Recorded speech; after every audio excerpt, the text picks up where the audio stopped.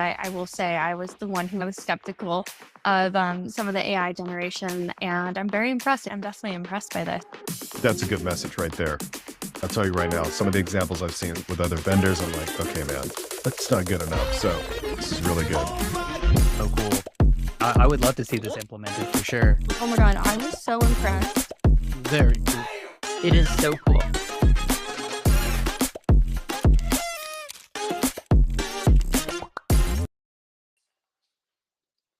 Hey everyone, and welcome to our GemE launch event for UserGems.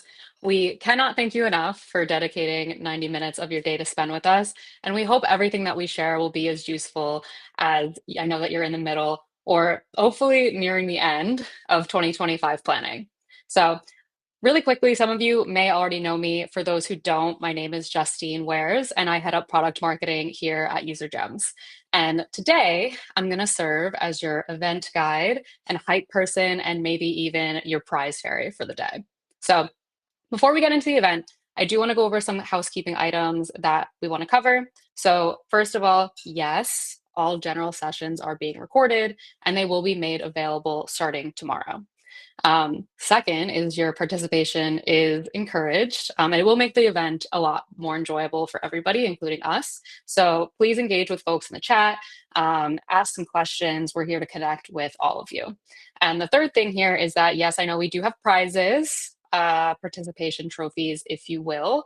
And throughout the sessions, before and after the sessions, I'll be giving instructions on what you can win and how you can win them before and after. So that's going to be following our keynote. I do have, here's some inside baseball for you, for lack of a better term. We had originally planned to give all attendees an Uber Eats or DoorDash gift card. However, we have had an influx of bot activity that is not GEMI related. So instead, we're doing something a little bit more epic. So stick around for the end for a chance to win a $1,000 Brilliant Earth gift card. We are now going to have 3 winners of the $1,000 gift card. So 3 $1,000 gift cards instead of 1 $1,000 gift card. So that's going to be announced at the end of the session. So whether you're here for the fresh insights or to be one of the first to see something brand new from UserGems in action, or for some of these giveaways, you're in the right place. So get comfy, grab a coffee, or your choice of fuel, and let's dive into a day full of game-changing ideas and exclusive sneak peeks from UserGems.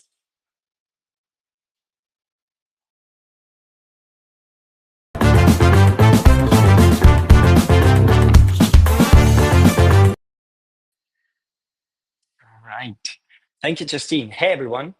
My name is Christian Kletzel. I'm the CEO and co-founder of UserGems. Good morning for everyone. For the people in the East Coast, good afternoon.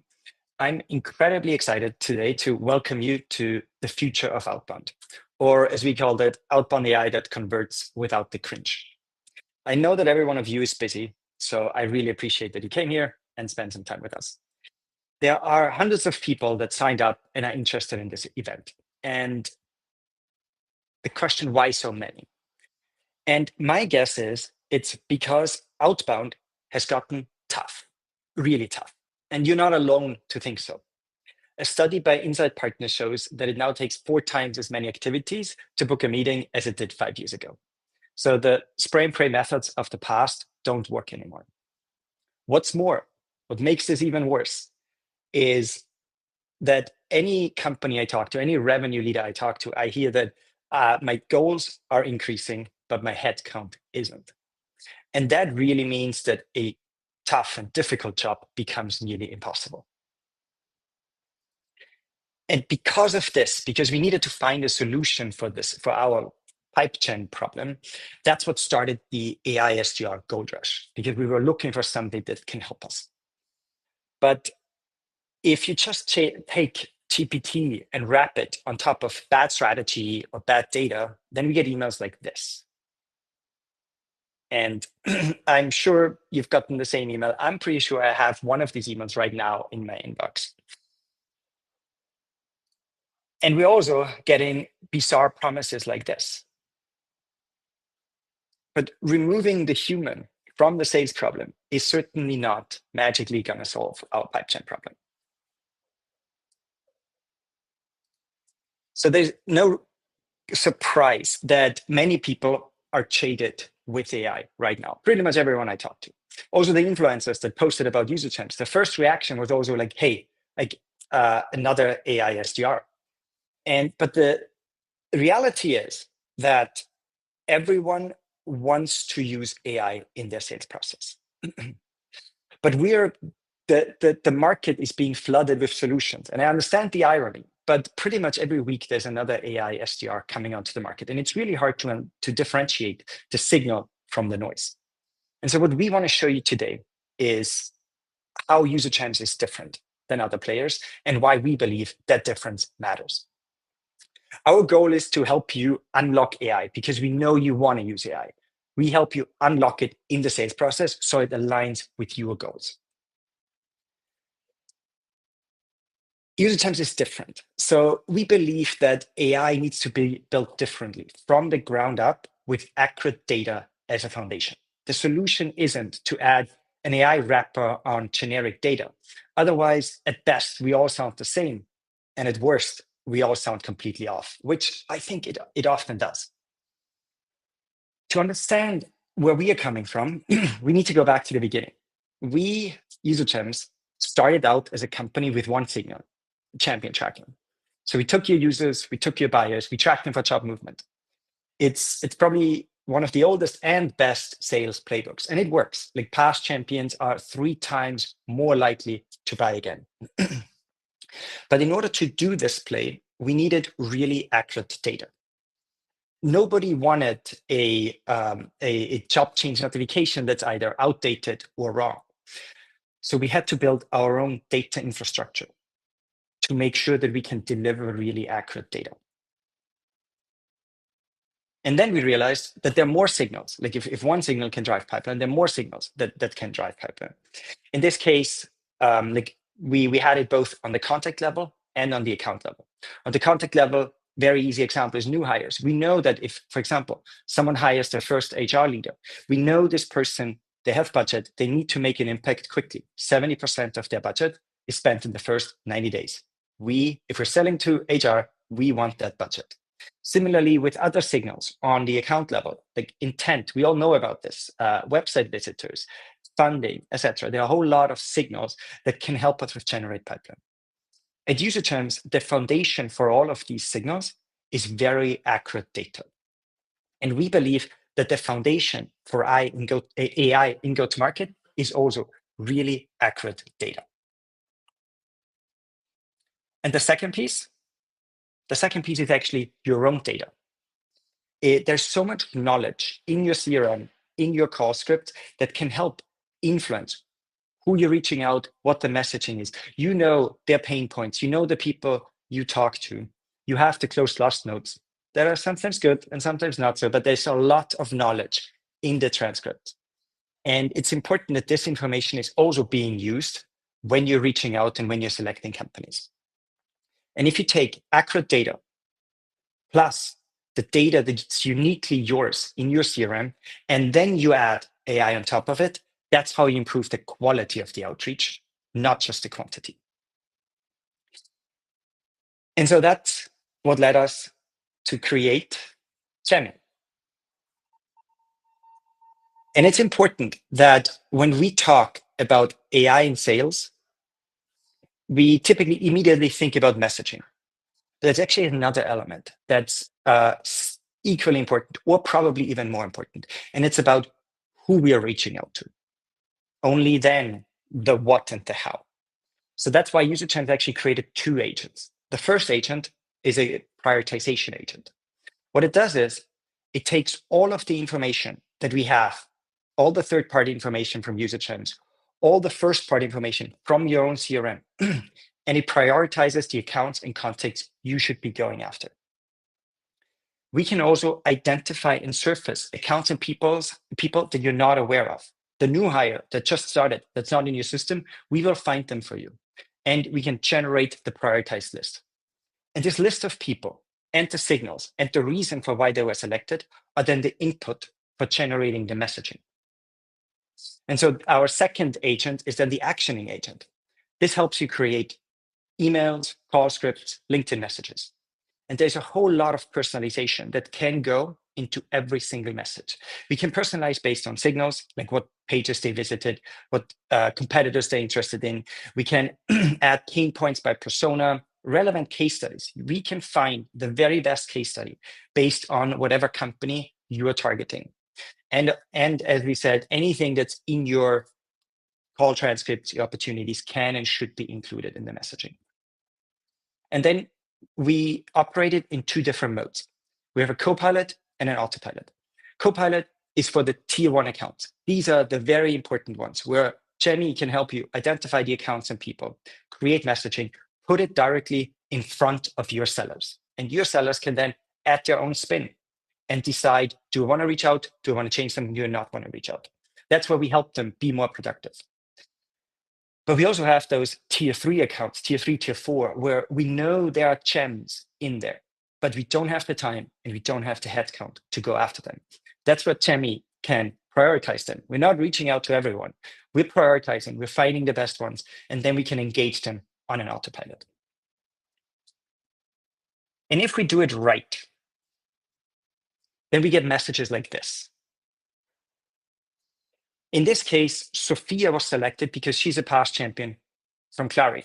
She joined Outreach, so we're reaching out to her with a messaging based on a past champion.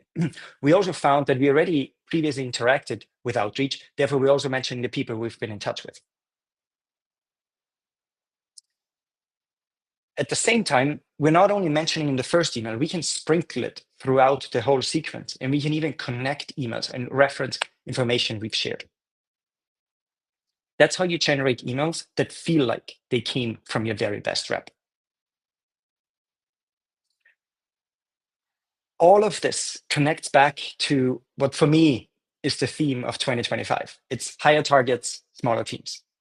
With Gemmy, we help you meet those targets thoughtfully and without sacrificing the quality or burning out your team or your TAM.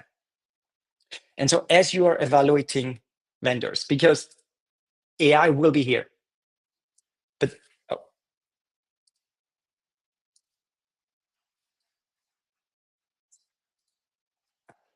I think my camera just left. AI will be here to stay.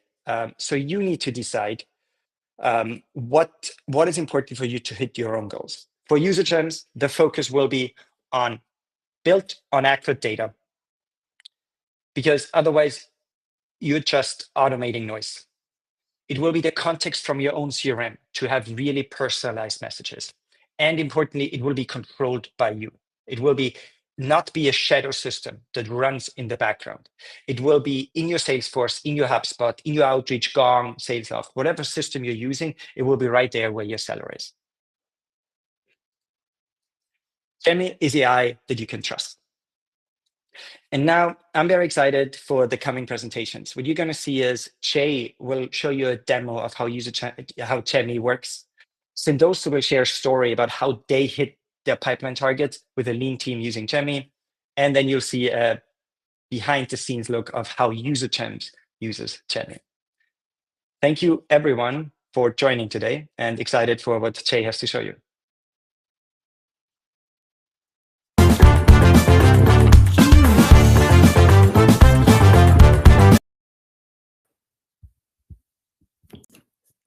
Thanks, Christian, for that introduction, and thank you all for joining us here today. I'm so excited to actually now jump into a live demo of our agents with you all.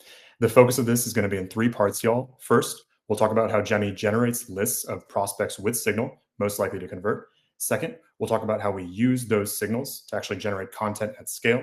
And third, we'll talk about how we integrate our agents into your existing reps' day-to-day workflow into your existing systems. So how do you know who to go after? Let me go ahead and share my screen and show you all. Without further ado, it all actually kind of comes back to, as Christian mentioned, signals. With Gemini, we can actually rank accounts and prospects using 600 plus signals and factors, things like tech stack information, hiring information, funding information, and so on and so forth. On this page, I can actually combine my own signals and data with UserGems signals and data. So I might upload, let's say, target accounts for the quarter for my own CRM and see what Gemini can return by scanning it for signals that haven't been contacted yet. Gemini will then start going through a process to rank these accounts based on 2 things: signal strength, as well as similarity to my current customer accounts. We'll then start surfacing the specific signals that help us engage. For example, I might surface something like a customer competitor for this particular account. This account competes with one of my current customers, and if we mention that throughout the sequence, it's that much more likely to catch the attention of the prospect. I might look for things like, is there a footprint of past champions, users, contacts who are familiar with my product and brand that are going to help me break in to this particular account? I might look for new hires and promotions who are new and that are ready to spend their budget in the first 3 months, and so on and so forth. He's going to help me identify those specific signals and those reasons to engage. That's part one. Part two is where the fun stuff really starts to shine. And Jemmy will combine all of those signals and identify specific reasons to engage that we can use to generate content. So taking someone like Alex, for example, a senior marketing operations manager, Jemmy's going to identify that specific reasons like, hey, Alex is a previous closed loss contact of ours. He's been in a sales cycle before and evaluated our solution. There's actually another past as well, Courtney, that we can connect Alex with. There's actually about 21 total past champions for us to mention and play with. And it looks like there's, for example, a customer competitor signal as well. Jemmy will take those reasons to engage and sprinkle them throughout a recommended sequence, which we'll really start to see come to life in some of these highlights as I scroll through. We'll thank Alex for taking a look at UserGems in his past gig at his past company. We'll generate relevant pain point messaging to his persona as a marketing ops manager and value statements to really tie the value prop together. We'll mention Courtney is a past champion from our purchasing team that might necessarily be someone that you can connect with to figure out if UserGems is a fit in this particular account, and so on and so forth. Jemmy will actually take those signals and sprinkle them throughout the remaining sequence. For example, that customer competitor mentioned, a similar company that you've actually worked with, catching the attention of the prospect, and so on and so forth.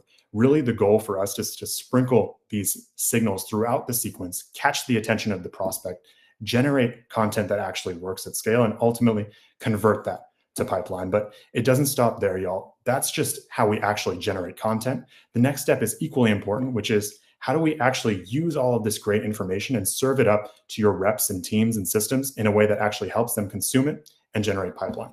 And that's where our workflow engine really comes into play and really starts to shine. It's a really simple process. Actually, just build that audience. Who do we want to go after? As I mentioned before, set some schedules and limits, of course, to make sure that we go after the folks we want to go after, limits of contacts per account and per user, et cetera. Create that record in the CRM, of course, generate content using Activate Jemmy for each prospect and the audience. And then, of course, integrating it to your sales engagement platform of choice, your Outreach, your Sales Loft, your Gong Engage, et cetera, et cetera. UserGems makes it a point to integrate with all the kind of leading sales engagement providers out there because we know how important that cohesive tech stack and experience is for your reps at the end of the day. And it doesn't stop there, y'all. What does that experience for your reps truly look like? We wanted to make sure to craft a great experience for your reps to actually leverage Jemmy in Copilot mode.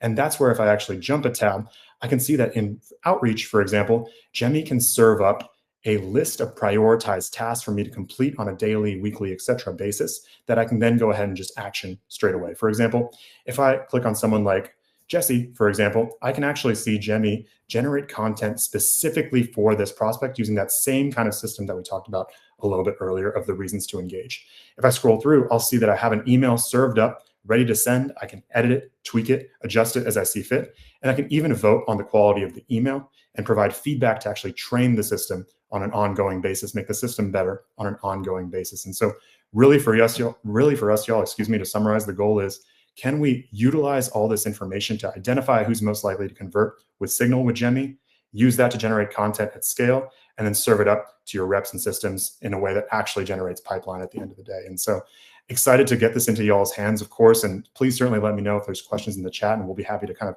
jump on those, as well as, please feel free to connect with our team to figure out how we can start implementing some of these solutions for you all and delivering value and generating pipeline at the end of the day. And I'll go ahead and pause there, but just thanks y'all for listening, and excited to kind of proceed with the sessions to show you all how we can use this thing. So thanks, Jay. And welcome back, everyone. We will be answering the questions in the chat, so please keep posting them there. Before we move on to our next session, we do have a prize to give away.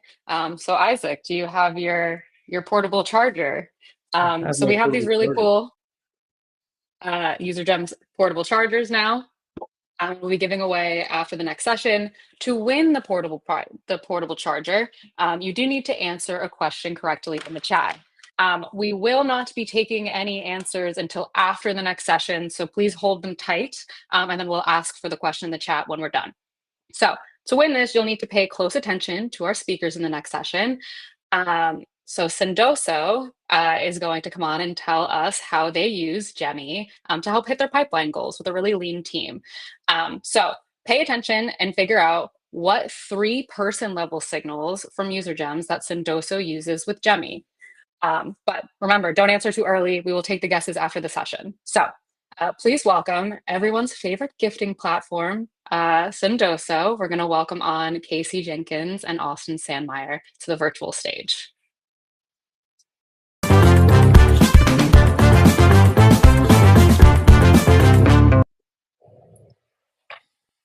Hi, everyone. Thanks so much for having us, UserGems. We are such big fans of GemE and the whole UserGems team. I'm Casey. I'm the SVP of Marketing at Sendoso. We are a gifting and direct mail platform, and I will let Austin introduce himself. Hi, everyone. I'm Austin. I am the head of growth and customer marketing here at Sendoso. I call Salt Lake City home, and I'm so excited to chat with you today about this. I geek out over this, so I love this. Yeah, this is really, really up our alley. We're so excited to share with you how we've been using GemE and UserGems for the past few months. And Austin is really the mastermind behind all of it. So I'm excited for him to share the inside workings of his brain with y'all. No pitching here, but did want to give you some context before we explain all of this. We help our customers to do more thoughtful marketing, which I'm really on the train for 2025, more thoughtful, intentional, memorable, timely, resonant marketing. We're not going for volume, we're going for quality and connection. We see across our customer base, which is quite vast, that incorporating non-transactional moments of human connection where you're showing someone that you understand them and that you care about them does a lot of good things for your pipeline and generates revenue. So it actually accelerates the buying cycle. It helps multi-thread. It helps deepen relationships, and it actually decreases the cost of bringing in pipeline and revenue. So we're excited to show you how we've incorporated gifting into these workflows, and I will start to dig in here on our actual usage of UserGems. I will hand it to Austin to begin. Yeah. So I wanted to give like a high level overview of kind of the playbook that we use with UserGems. So as you can see here on the left-hand side, we target different motions with our ICP and accounts and work on the different signals that UserGems has kind of talked to and alluded to today, and that you may already be using, UserGems for, but past champions, new hires promotions, website visits, buying groups, referrals, all of these types of things, funding, close loss, churn, those types of things. So we work on targeting them and understanding who are we going after. And then we pass it into the account enrichment motion, which Gemi helps with, which is going and finding the names, the titles, the email addresses, all of the lifting or the heavy work oftentimes where the MOPS team comes in and, you need 1,000 different platforms for it. So that's the account enrichment. And then my favorite part is kind of that personalization. So the personalized emails written by Gemi, I just can't wait to show you later. But the personalized emails that Gemi has are pretty amazing. And then we work on that on the behalf of the BDRs and SDRs. This is a high level overview of kind of like what our playbook looks like. So I wanted to go one level deeper on the next slide, which will go to looking under the hood. So what are kind of that different motion that we walk through? So these are the tech and the platforms that we use underneath our stuff. So listed of accounts, how do we think about it? We live in Salesforce and Marketo. That's our bread and butter. So that is where a lot of our lists of accounts come from. Capturing signals, UserGems is massive for that. Creating and prioritizing the prospects. How should we think about all of these signals? What signals matter more to us? What signals are hard to identify or like are not as useful? So creating and prioritizing, we lean on UserGems for that as well. Then it's the massive undertaking, which is really hard, scanning the CRM. So we have great CRMs, even great CRM data, no matter how good it can be, scanning it, understanding where people are moving, if they were involved in opportunities, they were involved in one opportunity, they worked on an expansion, like understanding that type of stuff is what we lean on Salesforce and UserGems for. And then personalizing those emails. That's where UserGems and Sendoso SmartSend get to play together, which we'll show you a couple examples of in a little bit. Amazing with, if you think just backwards, I think it's been alluded to already today, but like one of the bigger challenges is just like CRMs have so many data points, BDRs are required to do so many different things. So how do we scan and how do we take all these data points and make them into good personalized emails and prioritize them? That comes into that personalizing emails perspective where UserGems is chef's kiss, quite honestly. It's quite incredible. And then we push it into our sending platform. So, this is your sending platform of choice. You could be using Instantly, you could be Smartly, you could use whatever we have Instantly today. So that's what we have put into that under the hood kind of motion. So that's kind of what we look at next. So the next thing I kind of want to pass it over to Casey to talk about is that this was a lot of trial and error before we came to Gemming, I would say.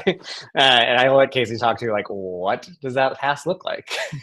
That is very, very true. I want to mention we're a team of 7 people, and we accomplish things that a much larger team would usually be required to pull off.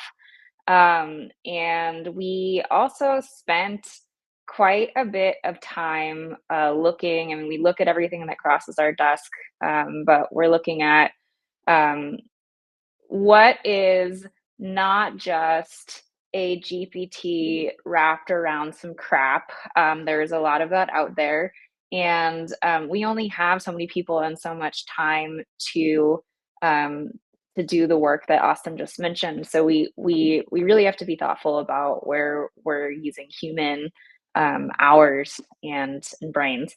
Um, so for us, after trying to build and cobble together some of this stuff ourselves, and realizing that really we can only prioritize tools that help us to use our data more efficiently to work smarter.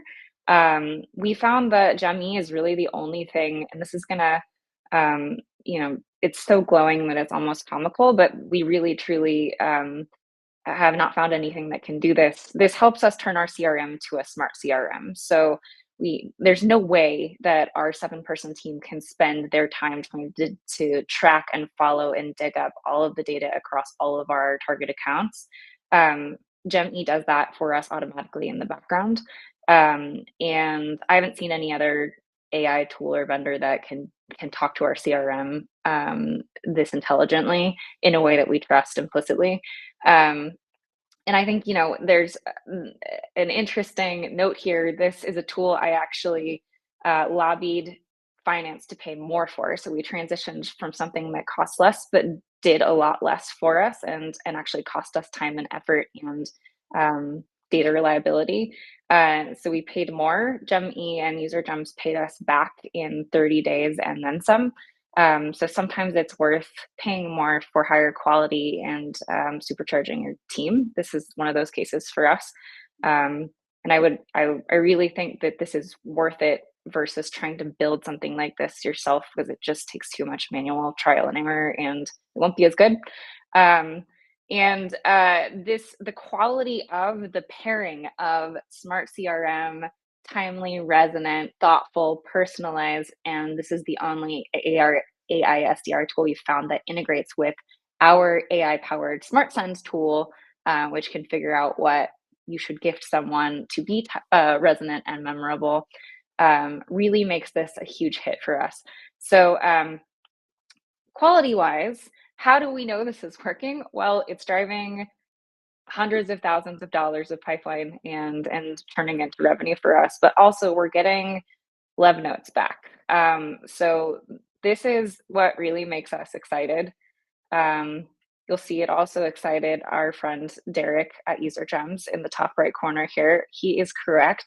A lot of human SDRs never get responses this good, and it's hard for marketers to get responses this loving.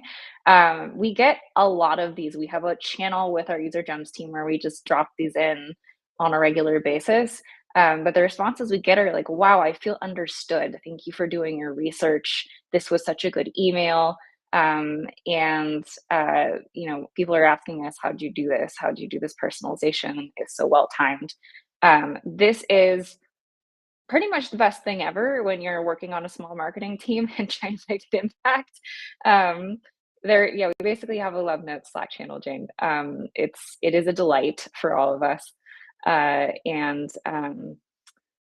you should talk to Jemmy. So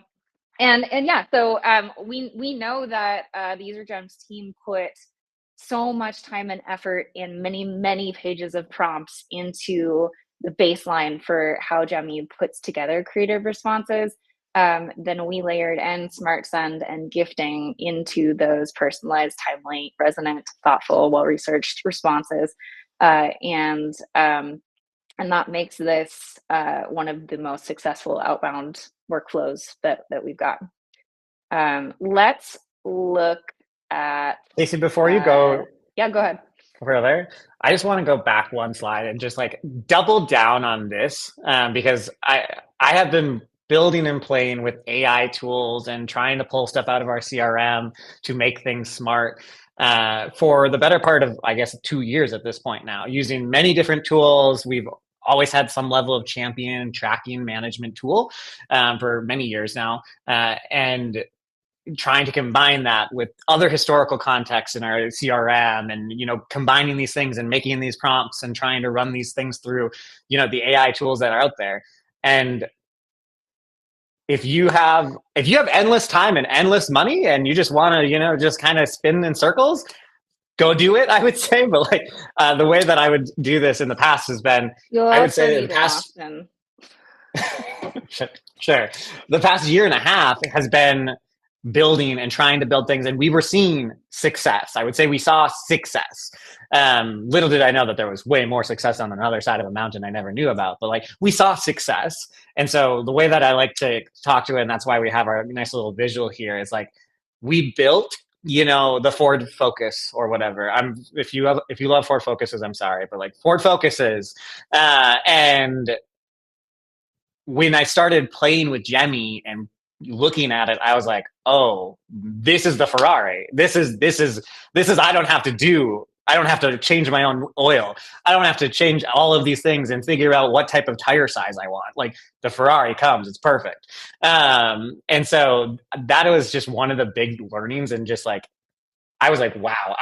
I'm obviously on this webinar, so I have like true success points and just really happy about this.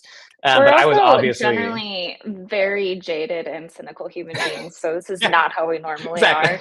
No one had to drive us to get on this webinar and talk about this. No, if Casey were to say I can't use Jemmy in the future, I'd be Casey and I would have a really long conversation about what happens next at that point. But like that's how much we have evaluated so many other tools and played with them and thought about them. And man, I've spent hours and hours trying to build the right table, the right thing, to do the right whatever, to do the right prompt, and never have I gotten them as good as what Jemmy is producing, is what I'll say. We try everything. We also talk to a lot of marketers because our target audience is go-to-market teams. And one of the things that comes up most often is that people just don't trust AI SDRs because a lot of them are crafted around the idea of just writing messaging for the humans on your team. And it's just like, oh, we write, outbound emails or messages that are almost as good as or as good as a human, which, the value is not there for that. That's not what we're all looking for. This is very different. And it's the only real deal of combining the data and the research and the quality and the thoughtfulness of the message all together. And in it really, for a 3-person BDR team, which Katie leads, it's an absolute game changer. You'll see we put our little Smart Send friend with Jemmy and the Ferrari because that made us happy. The important details. Yeah. Awesome. Okay, I'll walk so through some how the examples. heck do these emails work? Tell us, Austin. Yes. Yeah. So how do these emails look like? What are they thinking about? And so here's a couple of examples. We'll run through a couple of them. And so I'm an old person. I'm going to need to make the screen a little bigger here. Okay, there we go. And so here is an email, an example of one of the emails that we have sent out. And so we obviously know about the champion tracking and, you know, wherever they went to a new company. And so here is an example of that. Somebody joined new role at Acme. They joined Acme last month, which is amazing. So they recently joined a company that fit our ICP title. They likely might have budget to spend and hit goals, and they need to move fast like every single go-to-market team in the world right now. They also have a past relationship, or there's a past Sendoso user at the company who could vouch for Sendoso. So that's kind of the second part, the purple area there. So Anthony was a champion at another company that comes through, and he was an amazing insider, and he was on the opportunity. He did great things for, you know, he had a great success with Sendoso. So this is like what, in my opinion, my AEs, my AMs are even like dreaming of like, I want to know everybody at this company and know if they've ever used Sendoso so I can pull a buying committee together to get their expertise and understand them and hear how it's going. That is what's happening in this email, which is so cool. And like, we've been pitched like 10 different tools that collectively can't do this together.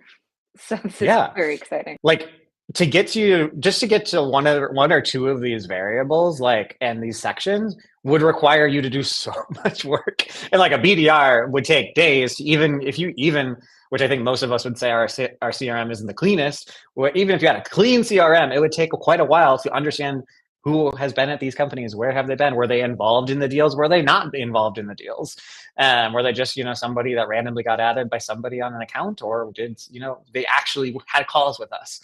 And that is what Jemmy is reading from all of our amazing CRM activities, meetings, emails, opportunities, things like that.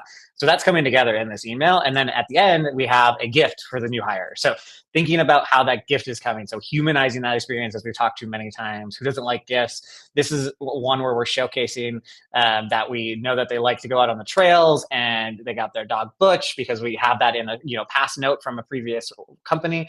And so we're providing them, you know, our favorite hands-free running leash. So we're using SmartSend, which is Sendoso's AI tool, with the amazing Jemmy, and combining these emails, and it's like awesome. It's just so fun to read these because you can understand why we get responses that are actually like, wow, this is actually good. Or you did my research. SmartSend, just because I don't feel like I did it justice, we'll look for everything we can find about Josh online that he's made public, that he's mentioned.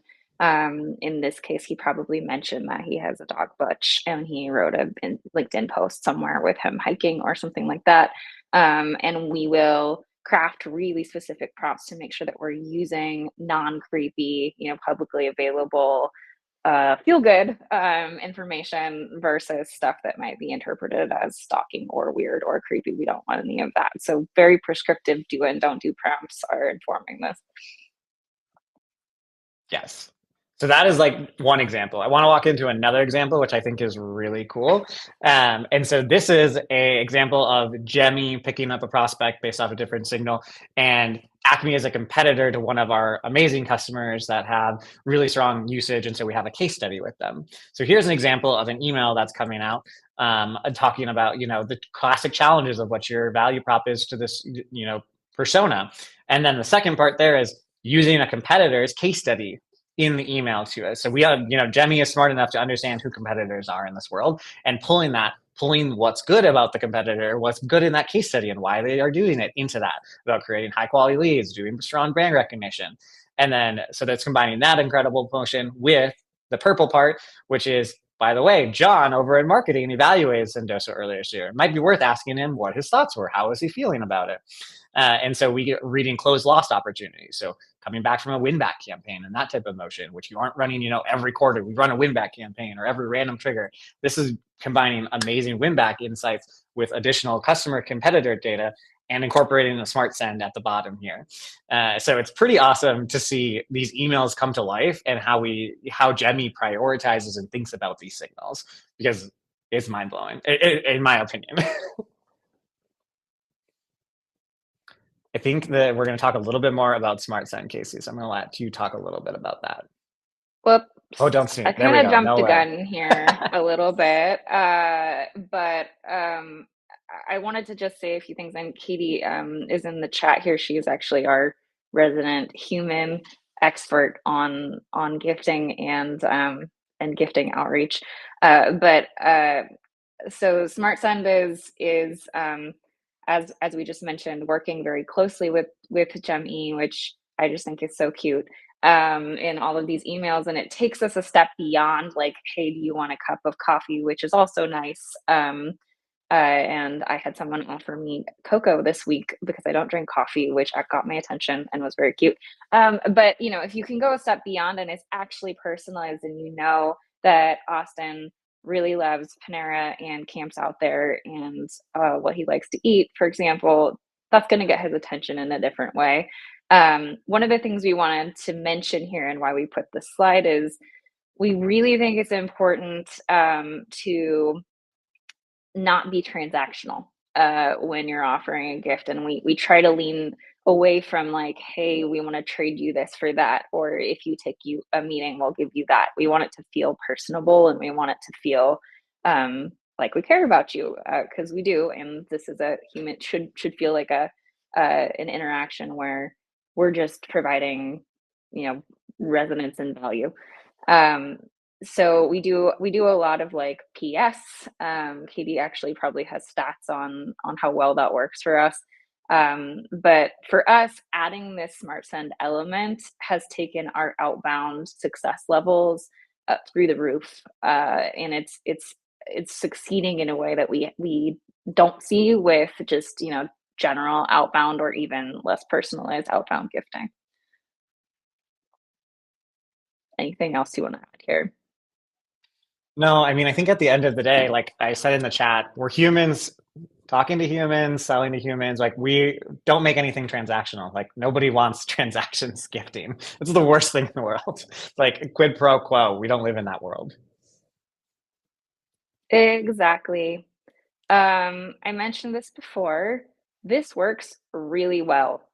We were blown away by the reply rates, by the positivity of the replies. We've even had some people share these publicly and say they're great. We are generating a whole bunch of really high quality opportunities. We paid ourselves back in a month, and then started raking in the cash. This is for us you know, what I heard someone call a money printer. It works in the background for us. We can, you know, we're having all these life events. We can get married. We can have a baby. We can go on vacation, and we can take breaks. This is the lifestyle that we'd like for our team, and this runs in the background and helps us out. So it's really exciting for us to have found a tool that we can actually trust, that has helped us really scale. In the last year, we stood up outbound from scratch, and Katie built a team from scratch, and Austin built our foundation to help AI augment it from scratch. And it is now generating millions of dollars for us, and in pipeline. And that's pretty darn crazy, with, you know, such a small team. I want to also just like say, going back to the response kind of motion, but like on this ROI stuff, like we have crazy reply rate. This is it's fun because we now I get every morning I get to wake up and look at some replies that we've gotten over, you know, the past little bit, and the replies are actually fun. They're the responses that we saw a few slides back. Like this is a night and day difference than, you know, years ago, not that long ago. And I'm assuming many of you may be in this situation where your BDR team or your SDR team is just like sending a bulk email out to a bunch of people, and you're getting unsubscribe, stop, do not respond, take me off your list, why are you telling me anything? Like those types of responses. I can promise you the responses I read in the morning now are much better, and they make me sleep much better at night. I see a question Jane just asked, how do we identify who goes into this versus one-on-one outreach, or avoid overlap with human outreach? Austin, you want to take that one? Yeah, so we work with the UserGems teams kind of on this, but reading activity is the big one. So reading activity into your CRM, as we kind of alluded to, kind of a smart CRM motion, that's definitely the way that UserGem makes our CRM. So watching any activity tracking that's being done, and then identifying if it hasn't had activity in the past week, like, or whatever, and ownership. So those are typical things that we use, not just in GemE, but in all kind of our outbound motion is like ownership. How does ownership revive? Is around like a sales hold owner? Is it open game? Does it have a BDR assigned to it? Does it have an AE assigned to it? And then recent activity on the actual contact and account. And for us, this is a AI human partnership. So once we get the response in, a human takes over, and then they have a one-to-one conversation and take it from there, which is awesome.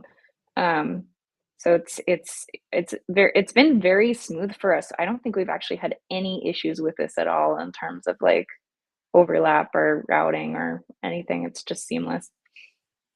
Yeah, it's been really good. Like we kind of talked about earlier, like you could take a year and a half just to figure that thing out. And part of when you're trying to build like an AI automated outbound motion, like each one of these things that we have tackled with the UserGems and the GemE team has been like, wow, that would have taken me a couple weeks and maybe an agency needing to come in to look at like, do I need a special script or do I need to do something in other tools or in other motions?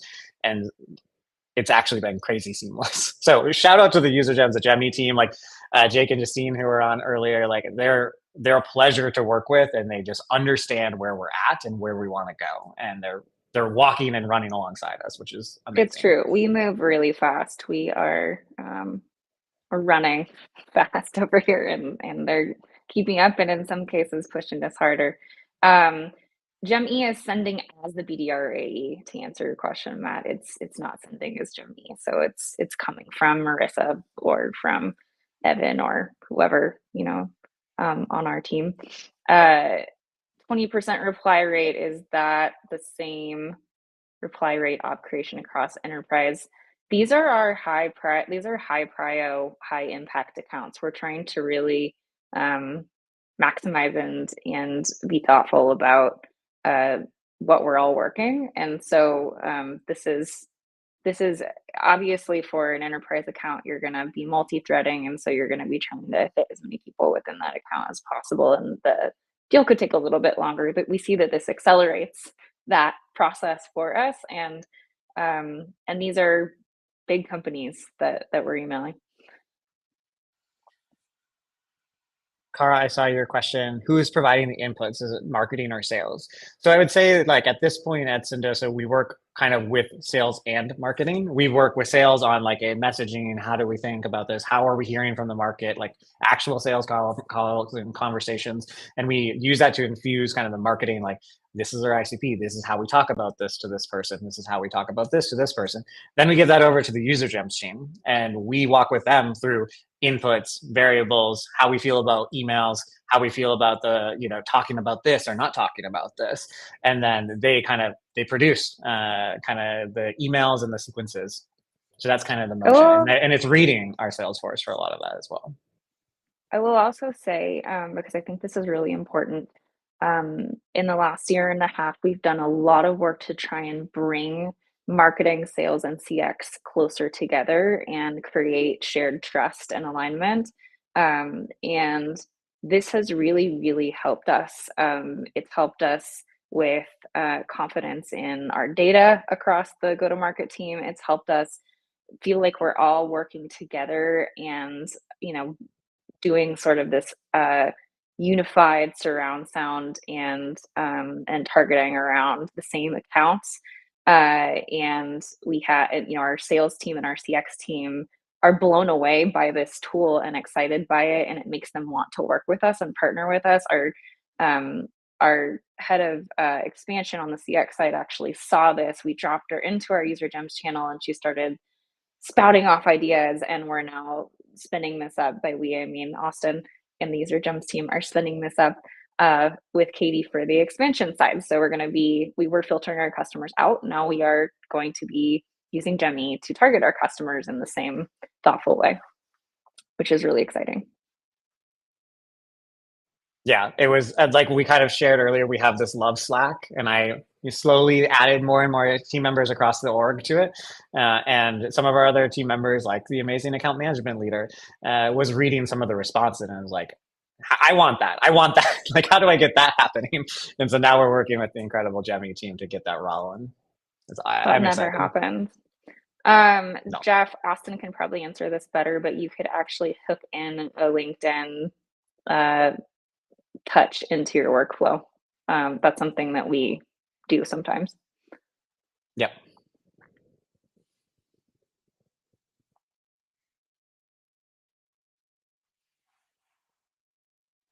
Any other questions? Are we going to get kicked off? Bring the hook, pull us off.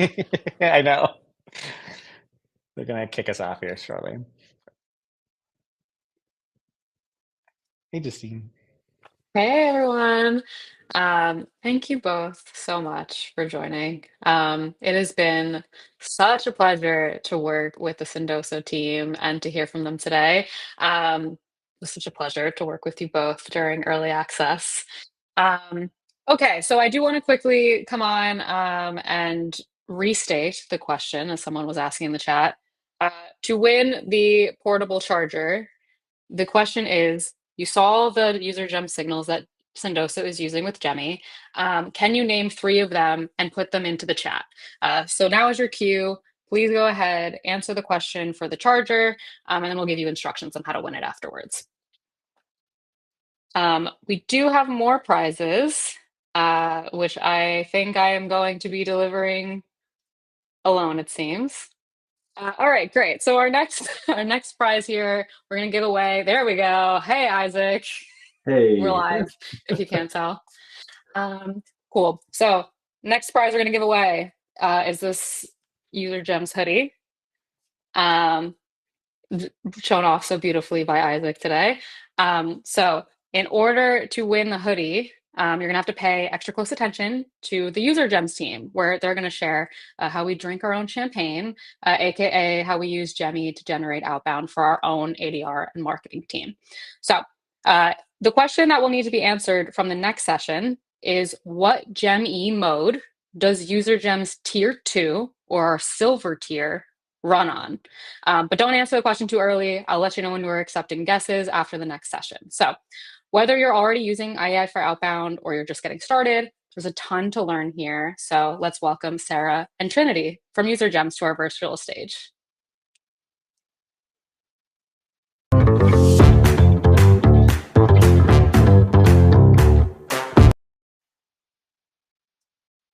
All right. I'm just laughing in the background. We have the best white models. They're incredible. It's hard to follow that up. Oh my goodness. Well, thank you so much, Casey, Austin, and thanks, Justine, Isaac as well. So we're running fast and furious because we know that everyone's busy, you don't have a lot of time. So that's why you can see that the pace is really quick pace. Hopefully we're answering all the questions in the chat as quickly as we can, but also like running through the content. So you already heard like how Sendoso has been using UserGems and Gemmy specifically in all the email examples.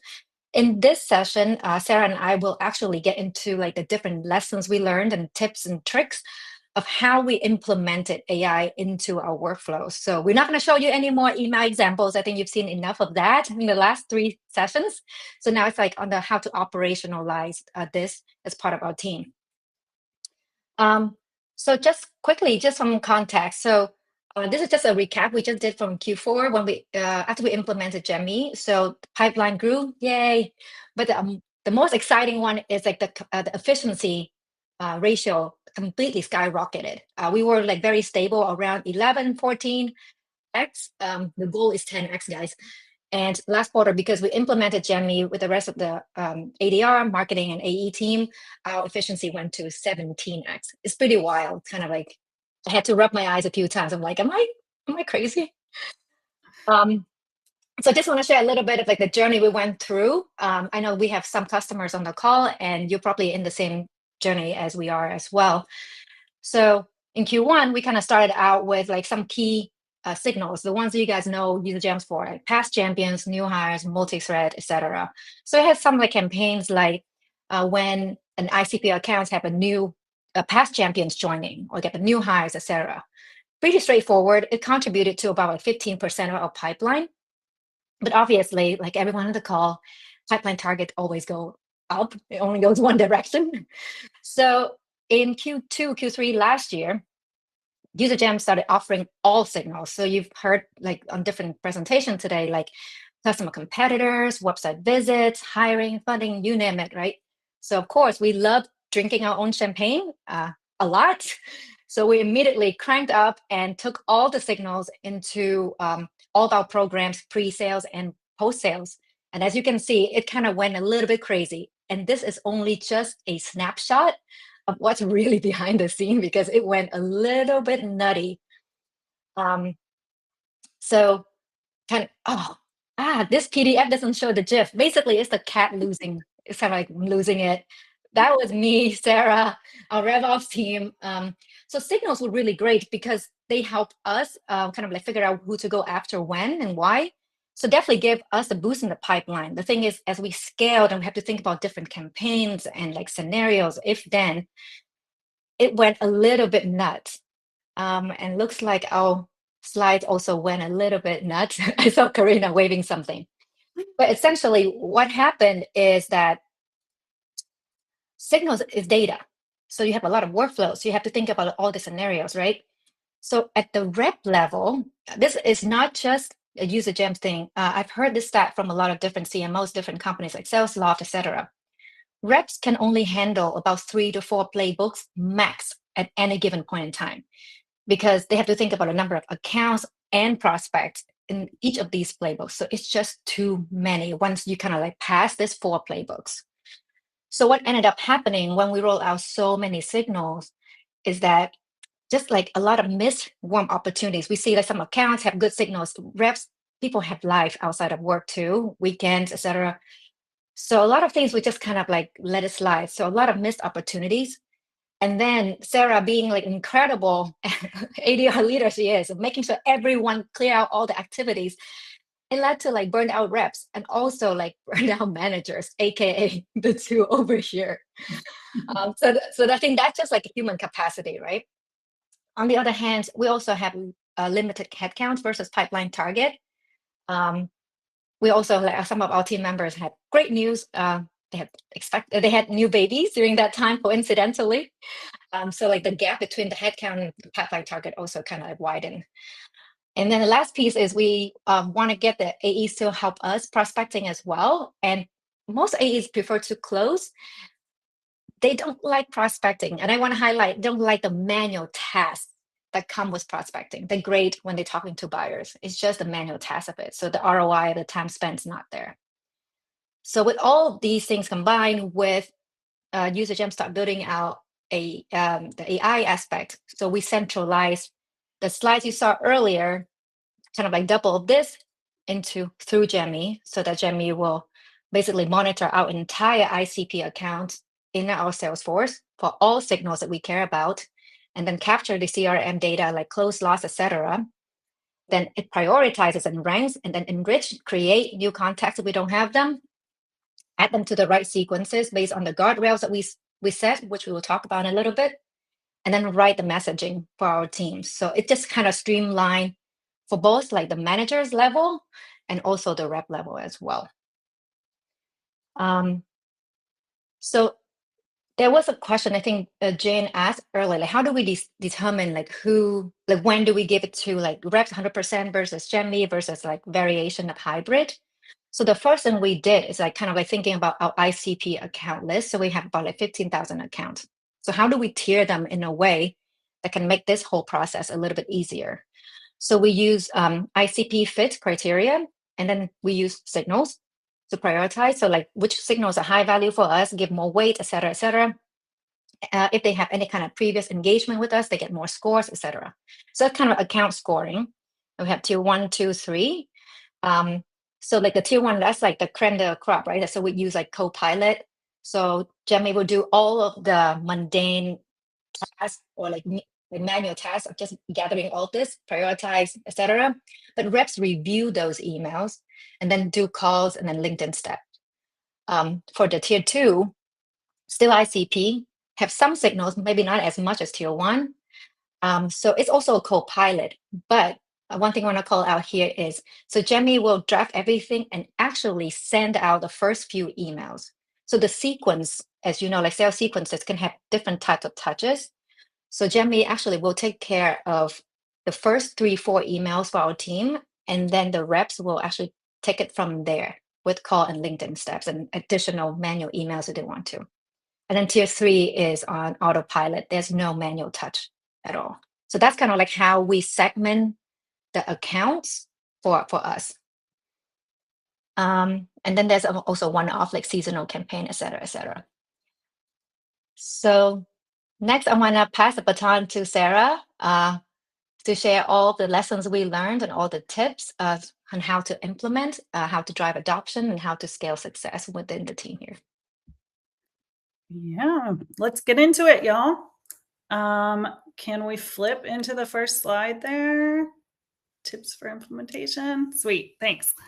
Yeah, so once you've done all the work that Trinity just talked about, as far as like defining your account tiering, you want to use that account tiering to really determine what accounts are going to go to that full autopilot, like Trinity was talking about, where everything's just running. What accounts are going to go co-pilot with auto send? Like we do a lot of that, co-pilot auto send. So Jemmy's automatically sending out, but then the ADR is making those, or SDR is making those phone calls, those LinkedIn touches, as well as taking over the sequence kind of later down the line.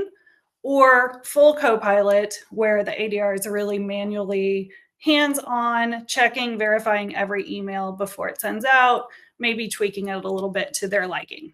So that's first. We're a bit different when I'm talking about this. I'd encourage everyone, please drop in questions that work for your org, that talk to your org more, because we are a bit different than a lot of orgs, and we've used signals for a long time now, and we use a lot of always-on workflows, which I know isn't the case everywhere. So feel free to throw questions at us as I go along. So an example of how we run this internally, we have our close loss program where we run both through automation. You know, we're going back after them after 3 to 6 months through like automatically through just triggering based off of time, right? But then at the same time, we want to look for the signals and we want that always on. If a signal is happening at a closed lost opportunity account, then we're triggering that workflow and triggering that outreach automatically. Another example that we have, and maybe listen up if you're after that swag that Justine was talking about. So another example we have is tier 2 accounts. So those tier 2 accounts that Trinity talked about in the beginning, those are ICP again. But they're ICP that we haven't engaged in a long time. They're good accounts, but maybe not like great, maybe not our creme de la creme. We're running those on Copilot with that auto send. So those emails are going out automatically on the SDR's behalf, but then the SDR is also assisting in the sequence. So far, this month alone, that play has brought in 9 demos for us. So this works, and it's working for us, and it's helping me win. So you do want to think about like what plays do you currently have in place? What channels do you currently have in place? And then look at how you're going to move those programs over into Jemmy. Like, are you going to move in bits and pieces? Is it an always on program? Take all of that in, have it well-defined, well scoped out. And this is going to really show you to see like everywhere that Jemmy can fit in down the line. But the biggest tip that I can share is just like, don't be stingy with this. Don't be stingy with the AI. Bring signals, bring AI, bring it into as many programs as you can. Close lost, win back, everywhere you can bring it in is just going to help you win more.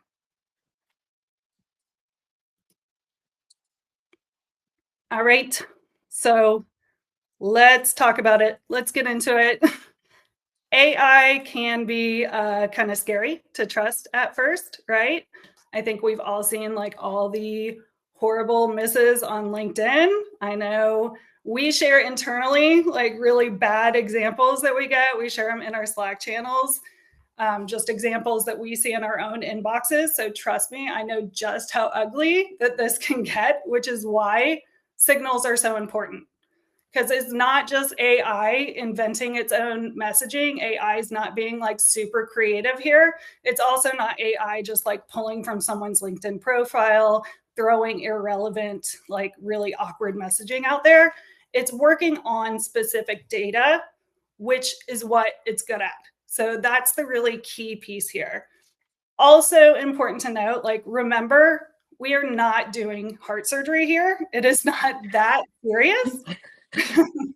I personally, I'm okay. If we have a few oops here and there as far as messaging, I would much rather like these messages go out than my team like working late nights every day, working weekends, still missing their numbers.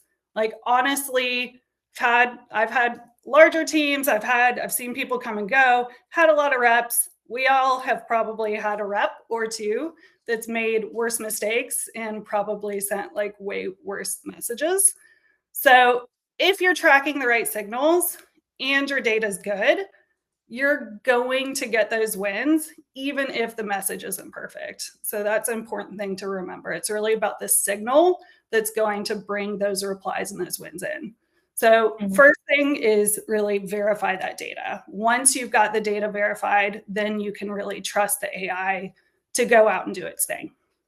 Yeah, and I'll jump in a little bit too. It's kind of like so our team's pretty nerdy. We like to be careful of like how we set the guardrails up and everything. And that's why we started out with account tiering to kind of segment things out to test gradually. But we also want to balance that kind of like scale of ROI, because if you ever manage or read like SDR emails, sometimes the overthinking one, the perfect prose is not the one that's going to convert. So we also want to like make sure that the scale is there so that you get the coverage you need. So set up that some kind of like guardrails or account tiering or something like that, figure out a small program to test, and then evaluate different tools. Just make sure that it has, whatever tool you choose has the data quality or whatever the data that you're looking for. Yeah. And then just let it go. Like don't overthink it because you're actually missing out on opportunities. So yeah, that's kind of like what we learned. Yeah, I think the biggest takeaway there is that this is still sales, so it's still like speed to lead, which you know, you got to get there fast. That's why the automation is important. And when you reach out, when you have a reason to be reaching out to the prospect, then your conversion rates are 2.3 times higher. So that's where the signals comes in. That's why I say it's signals plus the automation. And signals are giving you that reason every single time. Yeah. All right. What to do once you've got the implementation part down, now you've got to start to build that trust with your team. The best way that I've found to build that trust is to kind of start small and to build the trust with GemE starting on signals alone. So we're just looking at those beautiful buyer signals and then starting in a small quantity, but with that high quality. And that's going to bring in some really great wins really quickly. So test with small batch, 100, 200 prospects, but don't box it in. Like you still want to spread this across your channels. You still want to spread it across your playbooks. But again, small volume, but not small in channels. I'd say grab your 2 to 3 most trusted reps. This is what I did here. Give it to the people that you know will give you feedback, good, bad, ugly. You want all the feedback so that you can tweak, make your little slight changes before you spread this out across your whole team. That's going to help with that immediate buy-in as well. And then if you're doing all of these things, you're going to see results within 2 weeks. And then from there, you can scale it out further. Mm-hmm. And like for most signals, you will see responses, you will see some kind of signal, so to speak, to know how your test is going. We want to recommend to start small, but don't do it too small with like 50 prospects. That's not enough for you to really know whether it works or not. So we recommend at least 100 to 200. Personally, when I check whether a sequence is working or workflow is working, I want to see like at least 500 to make sure that it's actually something that's scalable. But that's also just me. I think we can start out with 100 and 200, test it quickly, get the feedback, you see response rates, and then you can scale from there. Yeah. Yeah. It is fun. This is I my love this slide. I love this slide. Yeah, this is my favorite slide because this is my favorite thing that happens in Slack too. It's my favorite part of the day. So once I set up my team for success by doing the things that we talked about on the last slide, then I asked them to start sharing their wins. But in order to really get them to share the wins, to get them like wanting to share those wins, it's important to celebrate your rep alongside the AI. Give them both credit. They both got the job done. They work together, so they win together.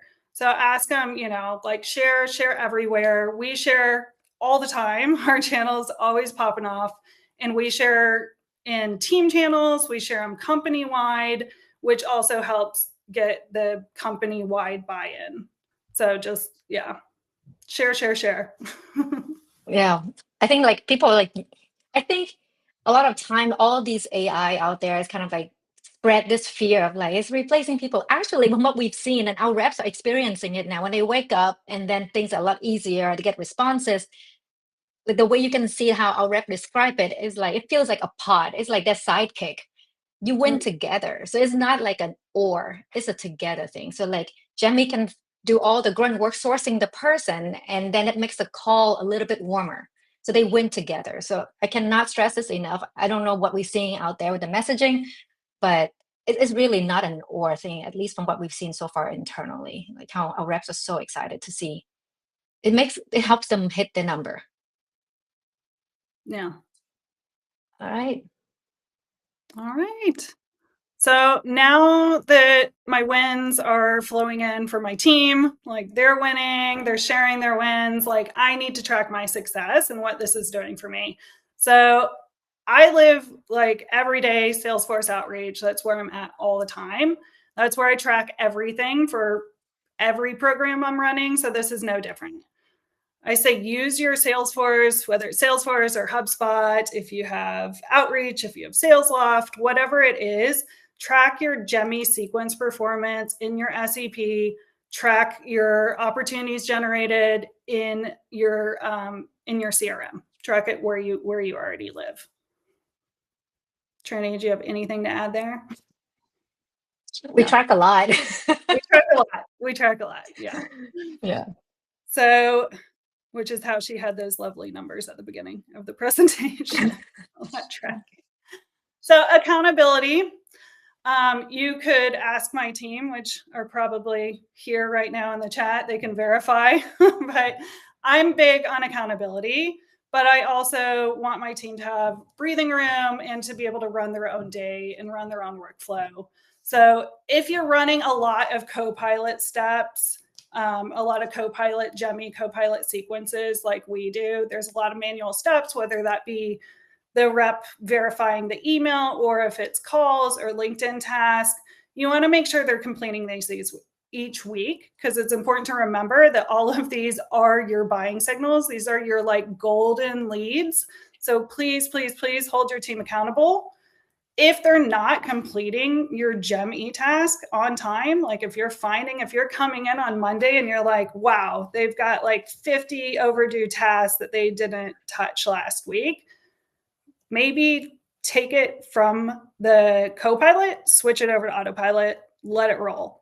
Let Jemmy do its thing. If they're not doing it on time to get those emails out, just let Jemmy do it. Let them auto send. And then if you have certain playbooks, if you have other sequences that you're not running through Jemmy, that you're finding that you have a lot of overdue tasks from your reps, they're just like, it's not their favorite thing. They don't want to do it so much. Move those over to Jemmy. If your reps don't want to do it, AI does. Let AI do it. Let it take it and run with it. Yeah. I think like the goal for us, and as we wrap up, happy to answer any questions in the chat. I know we're a little bit over time, but I think at the high level, from like the outbound building standpoint, like Sarah and I will build out like different kind of like brick by brick of our outbound programs. So when you start something out, it's like kind of experiment. It's kind of like a blip. You try, you're tinkering, et cetera, et cetera. The goal is to make it always on. The more programs you have always on, the more efficient your entire outbound motion is going to be. So we want to figure out like what are some pieces where Jemmy can make the program always on. And I don't have that slide here, but essentially it's kind of like a layer cake where everything's always running on, and then the team just experimenting with something new so we can add into our MO. But yeah, happy to answer in the chat any questions, and I'll hand it over to the next session, the SDR leader panel. Thank you, Trinity and Sarah, for breaking down how the team uses Jemmy. We are running a little bit low on time. So the next question we're going to answer in the chat. I'll put the question in the chat, put your answer in the chat during the next session. We're at about that time where you're starting to think about where AI in outbound actually fits into the year 2025 playbook. So our next and our final session is an SDR leader panel where we'll cover all the things that you should be considering when it comes to AI in outbound this year, and truthfully beyond this year.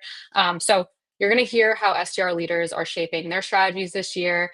This one's packed with real life takeaways. So settle in and let's hear from Grace Feeney from Smartling, Eric Taylor from SAP LeanIX, and Sarah Angel from UserGems.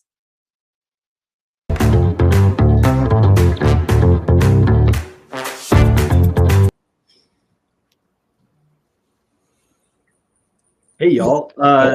Excited to have some badass SDR leaders on the call. We're gonna just jump right in.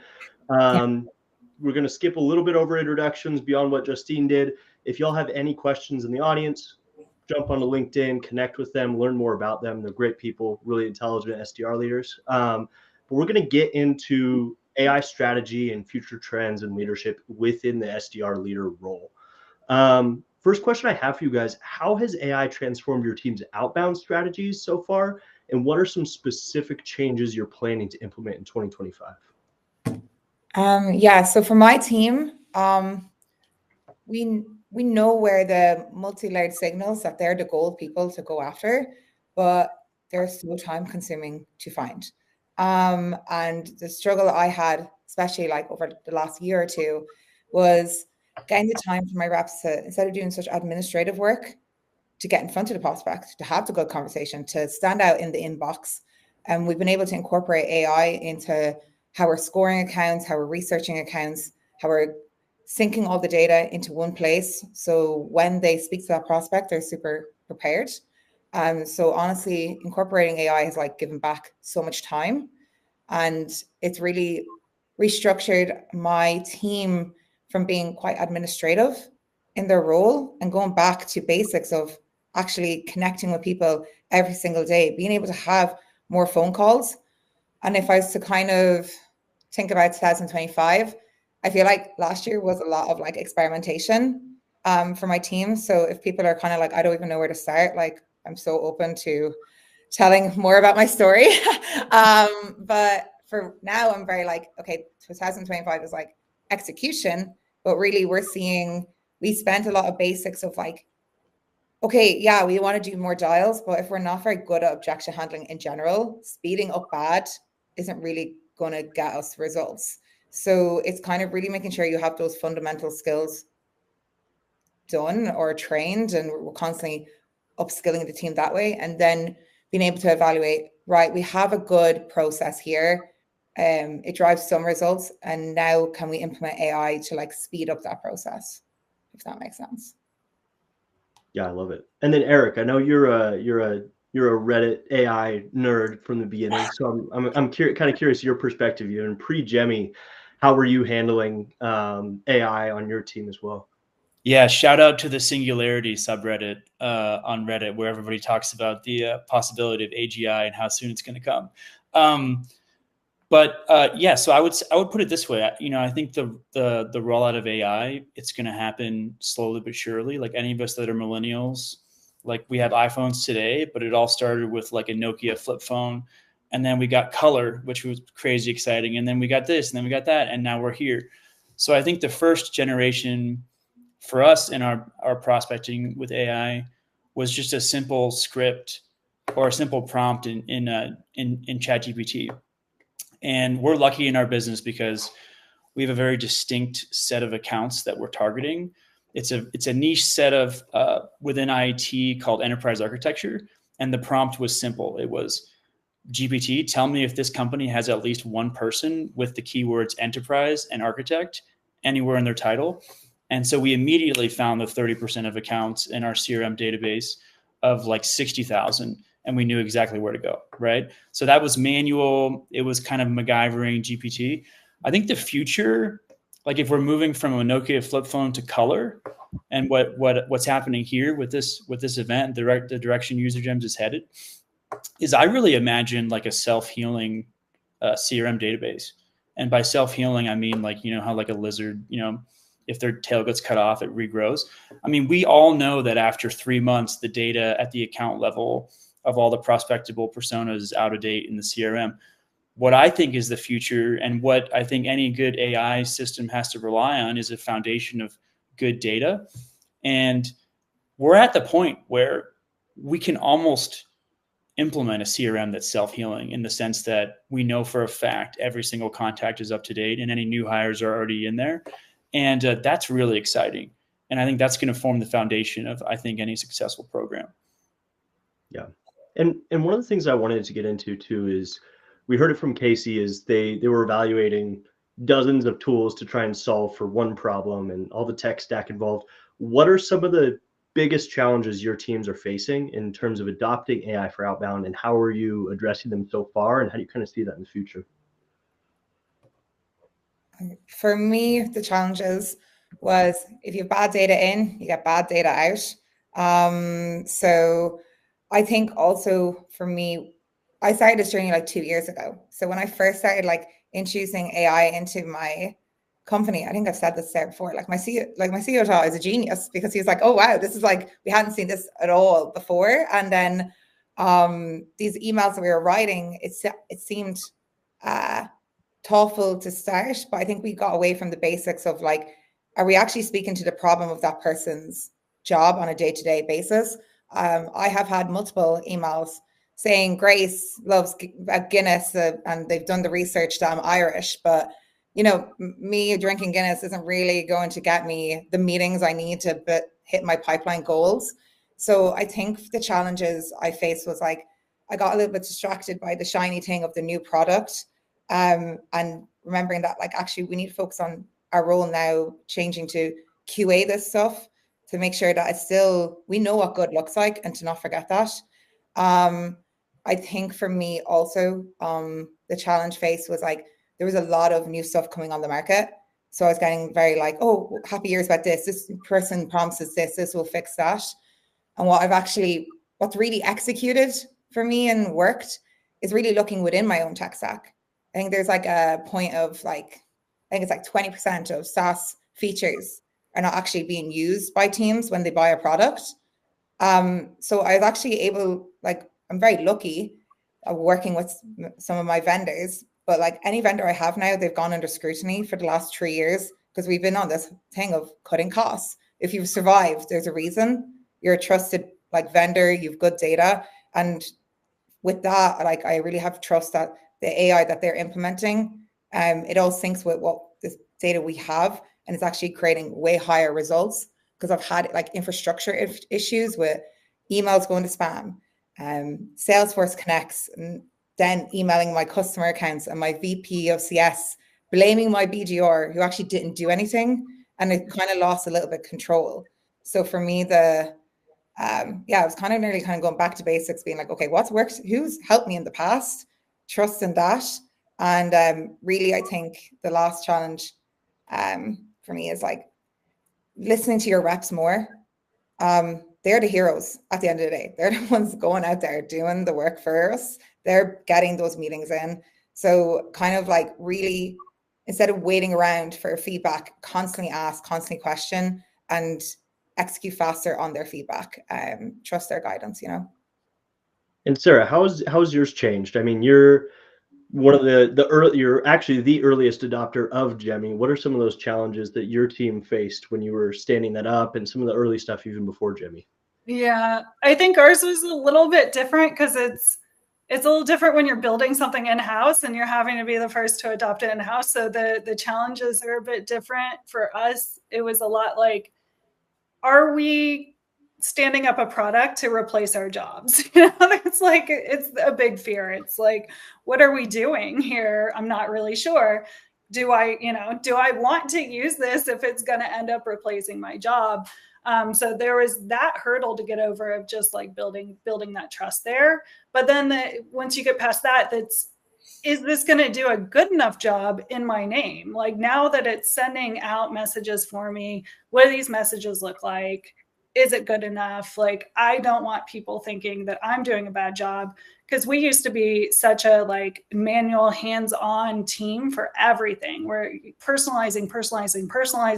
So then to switch from that to trusting AI to do the personalization for you, it's a big trust there. So that, it kind of, back to what I was talking about before jumping into this panel, is just like that, building that trust slowly, gradual introduction, and then sharing the wins. And then, it's become this collaboration now of the team really learning how to work with the AI as a teammate or as another tool. Like, I look at it like Eric was saying, flip phone. I think of it as like before, back when we had to point and click to dial, and now we've got parallel dialers and we have, power dialers. And it's like, why would you go back to point and click at this point? That's how AI is for me and the team now. It's like, we can work so much faster at such a higher level. Why would we slow down and have less wins? So that's how we got there. Yeah. And the next thing I wanted to touch on too is your role as an SDR outbound leader. How is that evolving as AI is becoming more integrated in the outbound processes? I know we tossed around the phrase outbound architect. What does that look like for y'all? Oh, I want to jump in on this one. So I feel really passionately about this because I accidentally got into I'll put it this way. I accidentally went to school for finance and accounting, and had spent a couple of years as a forensic accountant implementing a lean manufacturing practices at different manufacturing plants. And then I got into sales. And so I accidentally had this great data background in sales. I was really comfortable working my way around a spreadsheet. I know how to use a VLOOKUP, like, whoa.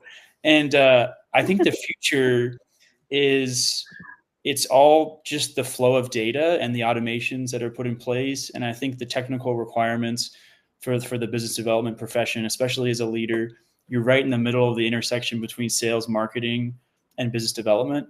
And you have to understand your data at an intimate level. And then the only way to roll out a successful AI program is by tinkering. You have a sample size, try things out. The amazing thing about the UserGems platform is it's so user-friendly. You can go in and run one test, and 5 minutes later make a few tweaks and run another test. And it makes it really easy to evolve over time, but also to make sure that you're not blowing up the database at the same time. Yeah, I think for me, as outbound leader, I think when I first became a manager, like 3 years ago, UserGems was actually my first contract. I think I told this story before, that it was my first contract. It was my first thing to like really automate into the system, because our leads process was very manual on the BDR, and I felt it being previously a BDR. And that was like the first taste of like, okay, starting to manage like operations, trying to like, okay, we have something that's good. How do we make things more efficient? How do we speed it up? So for me as a leader in outbound, I found that I've now become like a decision maker of like all our tech stack for BDR, but now for sales, and that's kind of spreading across the org. And this webinar is at was at an interesting point of my week, because I started my week with my senior leadership presenting on like, hey, this is how much money my team has been able to save in the last 3 years, but we've actually become dramatically more effective, and the revenue goals keep going up year on year. And it was kind of like the business development team has a culture of like, we have to constantly innovate. And I've really felt it like since being a manager in the past 3 years. And I think, don't want to speak ill of other departments because I just love my department the most, but like most people don't like change. It's not nice. People don't like to change. But I think we've had this really adaptive approach that's constantly, you want to innovate, you want to optimize the process, question how we're doing things. Is it actually necessary? If no, delete it. Like, let's simplify and optimize what we have and speed it up. And I think this department is actually a great example for like every department in the company of like, hey, how can we work smarter? And I guess for me as well as an outbound leader, what I'm excited about it is that AI allows us to, I don't want to swear, but GSD, like get stuff done. I love to be efficient, but the whole people side of management, so much time I spent doing manual work, not dealing with my people and not teaching them like, okay, how to collaborate better, how teamwork, how they need to present, how they need to speak, how we can deal with people, dealing with office politics, all of those things that I take for granted, that I'm kind of like, I actually have time to actually talk to my reps about this stuff, really talk through things, because they're not inundated with manual work, nor am I. And it's just been a lot more of a thoughtful way to move forward. So it's actually quite exciting. On that note, so Eric, how are you approaching upskilling your team to work alongside AI? I mean, now that your role shifting, you have more time for other things. What does that look like for you? I'm well known for my obsession with building a command center wherever you work, in the office or at home. Above my eyeballs here, I have 3 other monitors that are all like stacked on top of each other, and I'm like inside the spreadsheet. So the first thing we do when we hire a new hire is if a BDR in this day and age, with how much data we need to be looking at, if they're running on their piddly laptop screen and that's it, then it's an immediate red flag. And we pay for their monitors. We make them send a picture of their setup just to make sure they understand how important it is to have like the Neo from the Matrix screen going at all times. Like you probably have your outreach cockpit, in one screen. You've got all your lead flow with all the relevant information in another screen. Maybe you've got LinkedIn on another screen. I mean, it's really important to be able to synthesize information and take action rapidly. And in that sense, it's not just the management role that's changing, but also like the individual role that's changing, requiring that horsepower to be able to deal with all that information. I love it. Yeah. And Sarah, now that you're more of an outbound architect, what about you? I think as far as like getting them to continue to upskill and work alongside the new AI tools that are continuing to come along, I think a lot of it is understanding the why behind the tool for the team. So like with Jemmy, for instance, Jemmy's working on signals, which is what my team was doing before. Like they were just doing it manually. So the why is like, it makes you more efficient. It's taking your best practices and doing it for you and making you faster and just getting you to the lead, getting you to the point quicker. So I think it's that big why piece is big, because they're smart and they want to work faster. So just explaining it to them and getting them to really like understand how the tool works too helps to build that trust and get them there faster as well. I think the other part too is just always having that ongoing feedback loop with your team. Like make sure your team is not afraid to tell you when something sucks. Because like Grace was talking to earlier, we do change and move so fast in this role, and our team has to also, and they do, and they adapt and they adapt and they adapt. So in order for you to do your best job, you've got to be able, you've got to get that feedback from them. So just making sure that you've got that open communication going with your team always. I love it. Awesome. Thank you so much, y'all. And again, audience, if y'all have any more questions for them, put them down in the comments. Connect with them on LinkedIn, ask questions there too. But I'll hand it back over to Justine.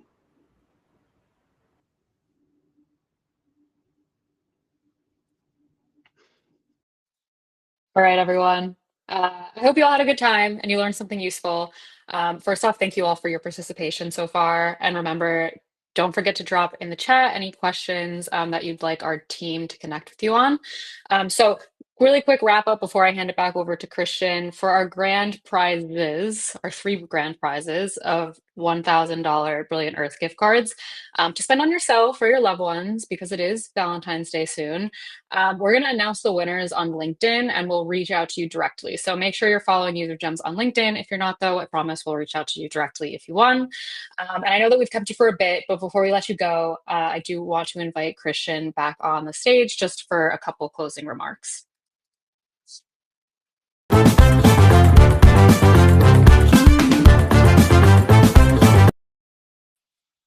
All right.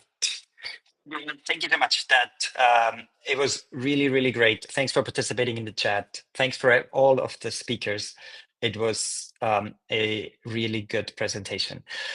From my side, just I know your time is valuable, so I really appreciate you actually took the time, because like I think the theme for me in 2025 is doing more with less. It's a little bit like we have higher goals but not higher headcount. And so the interesting thing here is that doesn't necessarily mean more activities, because I think that's what we've tried in the last few years. Can we do like more emails, more phone calls? And it's not about the quantity, because it wasn't that we aren't working hard enough. It's more Outbound was broken because we were relying on the wrong data and the wrong strategies. And so we believe, and we've shown you how Gemmy can change that for you. It's an outbound agent that works with precision. And the other keyword for today for me is the word trust. I think we heard it a lot from Sendoso, but ultimately when it comes to AI, you need to trust the solution. So what we wanted to show you today is in this vast sea of AI solutions, why can you trust UserGems to be the one that actually helps you achieve your goals? And we all know that AI is here to stick around. So we know we want to use AI. We just need to make sure we have the right AI to help us achieve our goals. And at UserGems, we believe that the foundation for this is accurate data, or you're automating noise. It's accessing your own data so that we can make sure we use the information we already have about people.